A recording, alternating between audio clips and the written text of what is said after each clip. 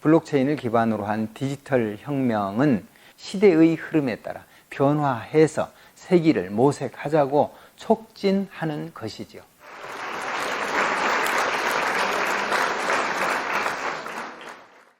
안녕하세요. 산나루 손작가입니다. 세상의 중심, 자기 자신이 맞죠?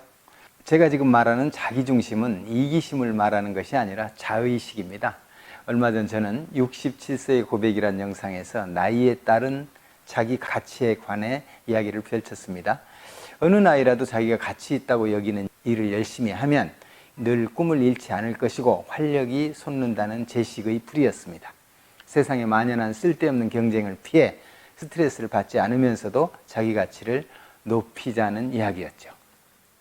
저는 작가로서 삶이 곧 창작이고 창작이 곧 삶이라고 여기면서 삽니다. 그런데 이런 의식은 모든 사람에게 다 해당되죠? 혹 자기의 삶이 창작인가 아닌가를 판단하지 못하는 분은 없으시죠? 아주 간단한 문제니까요. 자기 삶이 창작이라고 인정하면 다 창작이잖아요. 자, 그렇다면 창작이라고 여기는 삶이 행복과 불행 사이에서 어느 쪽에 더 가까울까요? 저는 당연히 창작을 행복이라고 여깁니다.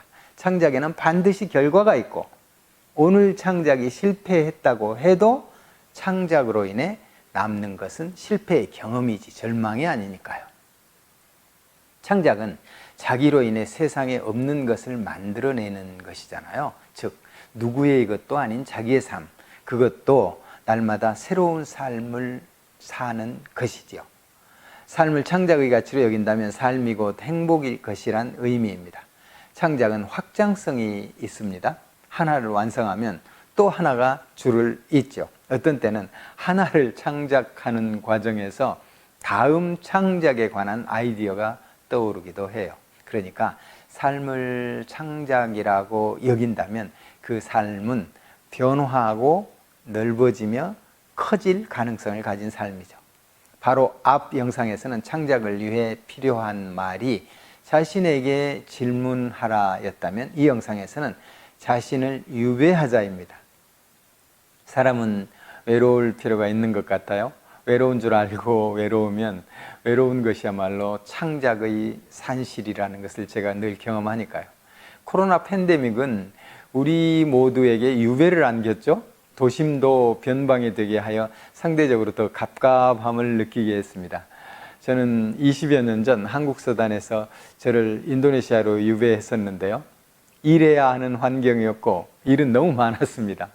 그래서 건강이 매우 안 좋아졌고 그로 인해서 떠나왔죠. 자카르타 생활 10년 만에 저는 다시 도심에서 산동네로 떠나왔네요.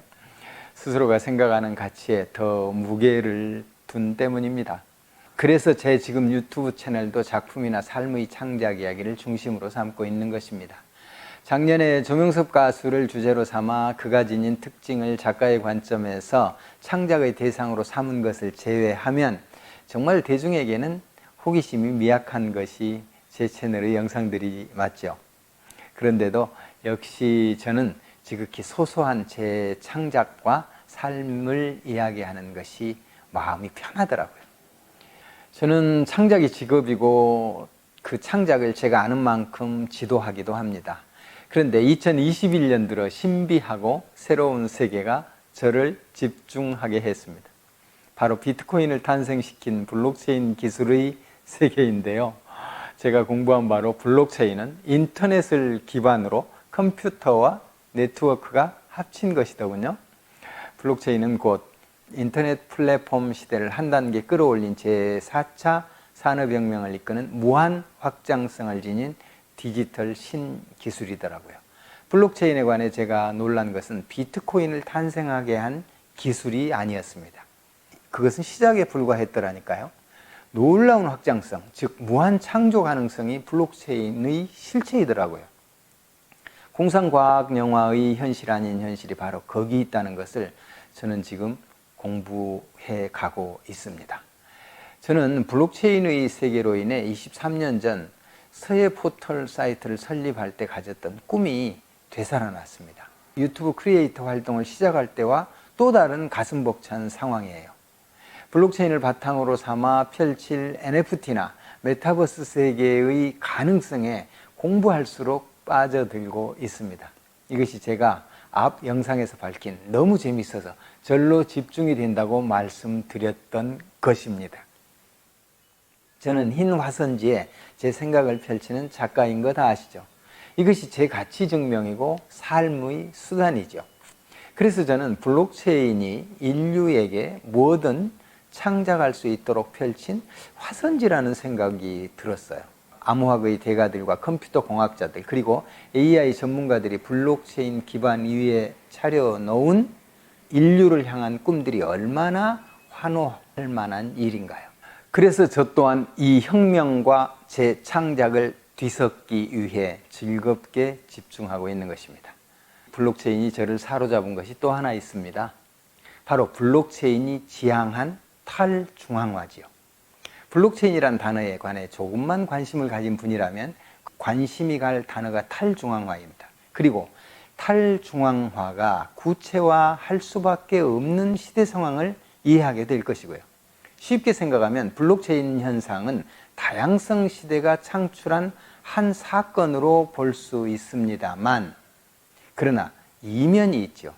탈중앙화의 뜻을 들여다보면 그것은 과거에도 있었고 또 오늘 우리 주변에서도 끊임없이 시도되는 것임을 아니까요.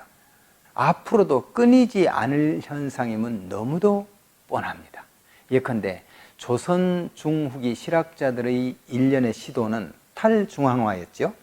이준익 영화감독이 연출한 영화 자산어보에는 이것을 증명하는 대사가 있습니다. 내가 바라는 것은 양반도 상놈도 없고 적자도 서자도 없고 주인 노비도 없고 임금도 필요 없는 세상이다. 이걸 한마디로 줄이면 탈중앙화 아닌가요?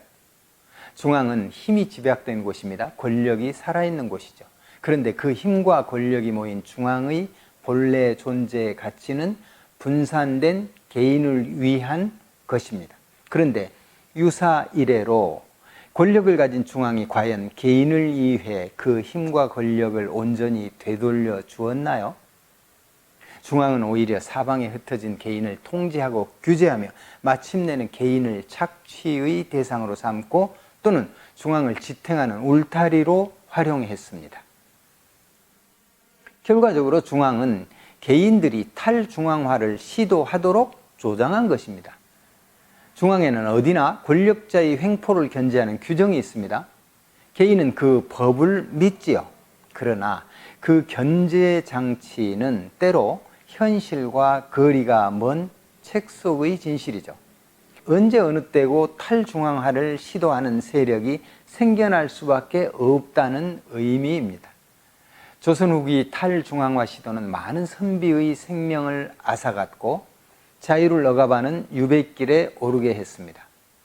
곧 탈중앙화의 실패였습니다. 그러나 지금의 탈중앙화를 내세운 블록체인 기술은 인류에게 새 장을 열고 있습니다. 수많은 중앙이 그 권력과 함께 소유한 경제적 힘을 잃지 않으려고 하지만 물밀듯이 닥치는 무형과 무선의 신기술을 막을 방법이 없는 것이죠. 물론 블록체인을 기반으로 한 디지털 혁명은 기존의 중앙기구에 피를 흘리게 하지 않는 것 같아요. 시대의 흐름에 따라 변화해서 세기를 모색하자고 촉진하는 것이지요. 여기에 아주 놀라운 사실 하나 있습니다. 이 블록체인이 있는 곳엔 경제, 즉 돈이 창출된다는 점입니다. 다수에게 돈을 벌게 하는 것이 블록체인 기술이거나 제4차 산업혁명이며 디지털 세계인 것이죠. 제가 이런 말을 하면 혹자는 좀 속되다고 하시겠죠. 작가는 돈에 초연해야 한다는 말 늘 듣습니다. 그런데 세상에 돈이 필요하지 않는 사람 있나요? 작가의 삶도 현실은 돈이 필요합니다. 돈의 참 가치를 알기만 한다면 돈은 많을수록 좋다는 것을 저는 최근에야 배우고 있습니다. 블록체인 기술이 펼쳐지는 현실과 돈 가치의 조화 앞에서 감탄하고 있고요. 결론은 제 생에 처음으로 돈을 버는 것이 이렇게 즐거운 것인가를 느끼게 되었고, 그 만족스러운 결과 때문에 제 삶의 행복감이 훌쩍 커졌습니다. 나이를 잇도록 희망도 생기고요. 물론 제가 얻은 돈은 세상에서 인정하는 돈을 잘 벌거나 많이 모은 사람들에 비하면 비할 바가 아닙니다. 그러나 제게는 상상할 수 없던 결과이고, 이것이 모두 제가 제 삶을 창작으로 여기는 것과 계도를 함께하니 너무 즐거운 것이죠. 인류가 사는 세상은 시간이 흐를수록 계속해서 변할 것임을 모르는 사람 없습니다. 그 변화가 빠르다는 것도 다 인정하고요. 하지만 어떻게 대처해야 하는가에 관해서는 어리둥절하게 되는데요.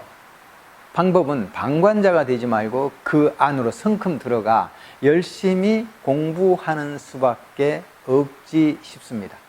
돈과 돈의 세계를 창작적이고 긍정적으로 파고드는 것이죠. 이것이 소득을 얻는 일이니 얼마나 흥미로운 일인가요?